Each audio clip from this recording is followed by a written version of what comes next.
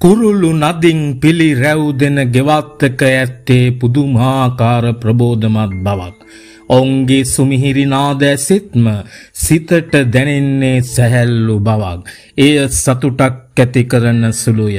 අපගේ නිරෝගී බවට හේතුවන අප රෝගී කරවන සාධක වලින් 85%ක්ම මානසික සාධකයි. එය පර්යේෂණ වලින් තහවුරු ඇත. දිනකට සුළු හෝ හෝරාවක් තුරු ලතා අතර හිඳ සියතුන්ගේ නාදයට සවන් දී මනස සැහැල්ලු කර ගැනීම කතරම් අපූරුද. පීඩාවට පත් කරන දහසක් කරදර මැද්දේ ගැටලු රැසක් මැද්දේ කතරම් දුරට අපගේ ජීවිතයේ අවිවේකී බව නිසාවෙන් චිත්ත පීඩා ඇද්ද.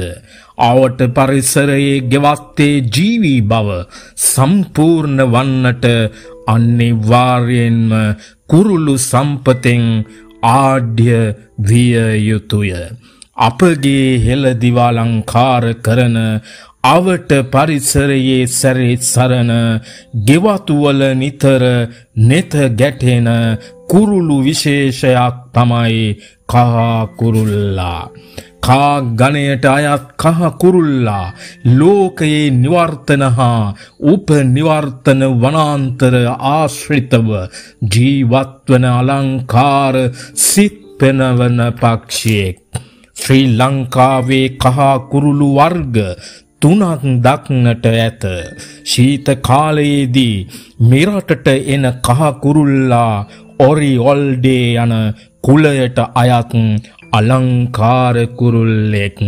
ඉන්දියානු කහ කුරුල්ලා මෙරටට පැමිණෙන්නේ දෙසැම්බර් මාසයේදී. ආපසු සිය රට බලා පෙබරවාරි මාසයේදී පිටව යයි. කළු හිස සහිත කහ කුරුල්ලා අප ශ්‍රී ලංකාවට ආවේනික පක්ෂියෙක්. දිවයිනේ පහත රට ප්‍රදේශවල නිතර දක්නට ලැබේ. අඩි 6000ක් පමණ උස කඳු කර ප්‍රදේශවල පවා ජීවත් වන්න ඔහුට පුළුවන්. හුදකලාවට කැමති ගස් මත ලගින කුරුල්ලෙක් බිමට බහින්නේ හිඳ හිටයි.